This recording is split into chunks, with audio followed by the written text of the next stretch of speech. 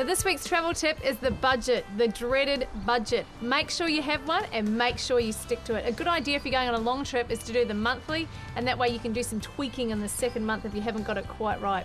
Now the biggest expense you'll come across is your fuel, obviously. Big savings are when you come to a servo that's got a cheap rate of fuel, stock up. You always have a jerry can with you. And another good one too is if you're in a caravan park and you've got people that you're talking to that have been where you're going to, ask them where the cheapest fuel is, because it's always handy to note. And the biggest money saver of all when it comes to fuel is driving efficiently. Don't race, don't corner hard, and if you've got a heavy load on, just cruise along and take it easy. And also to do with your vehicles are your breakdowns. Now you need to factor these in, whether or not you think you're a great driver like Peter thinks he is, you always got to factor in those break-ins and keep the money for a rainy day if you don't need it.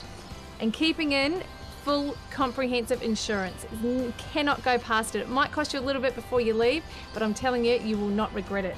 Next on the list is food. Always try and shop at the cheapest supermarket chains because they can save you a lot. Now, roadside fruit, it's a great one. The fruit's always fresh, always tastes heaps better. Now with accommodation, there are free sites. You can get the Camp 4 book and the free sites are in there. One thing though with those, they will save you money. Just be wary of security. Don't stay there if no one else is staying there, and never drive at night. Speaking of which, security-wise, always take 2 cards, 2 ATM cards or 2 credit cards, whichever you're using, because if you lose one or one gets stolen, you've always got a backup. There's nothing worse than being stuck in the outback, like moi, and having no card and absolutely no way of contacting the bank or getting a new card. And be disciplined. Always have emergency money stashed away. Keep a little bit of money in cash stashed somewhere in your van, and don't spend it unless you really have to.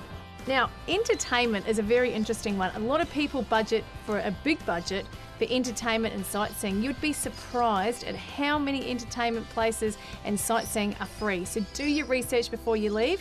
Now, when you're working out your budget, try and work it out on peak time costs, even if you're traveling in the low season, because this way you're never going to blow your budget and you're going to have a lovely little nest egg at the end of your trip. And remember, plan for the worst and hope for the best, and you won't go wrong.